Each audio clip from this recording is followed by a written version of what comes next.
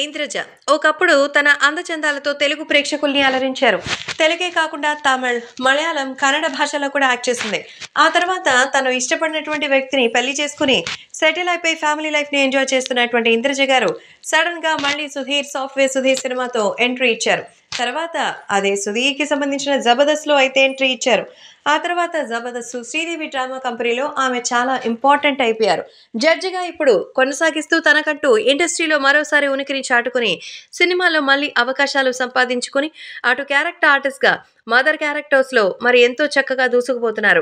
అయితే ప్రస్తుతం ఆమె శ్రీదేవి డ్రామా కంపెనీలో ఉమెన్స్ డే స్పెషల్ ఈవెంట్ని మరి ఎంతో చక్కగా జడ్జ్ చేశారు. ఈవెంట్లో ఇంద్రజ కామెంట్స్ వైరల్ అవుతోంది.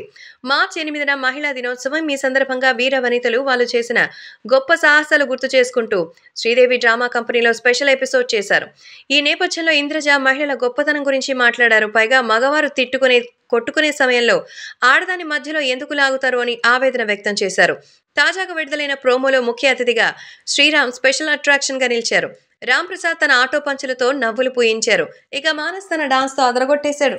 ఆ తర్వాత రోహిణి, శిల్ప మరో ఇద్దరు అమ్మాయిలు కలిసి స్వతంత్రం కోసం పోరాడిన వీరనారీమణులు గుర్తు చేస్తూ డాన్స్ ప్రదర్శన చేశారు.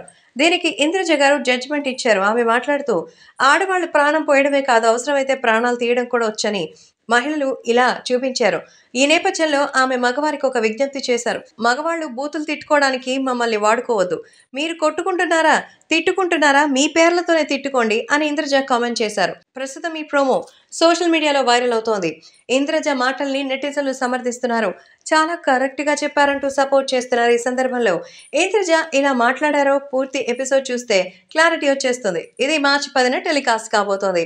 ఇంద్రజ ప్రస్తుతం బుల్లితెరపైనే కాకుండా వెండి తెరపై కూడా నటిస్తూ మంచి క్రేజ్తోనూ మరి ఫుల్ అవకాశాలతోనూ దూసుకుపోతున్నారు.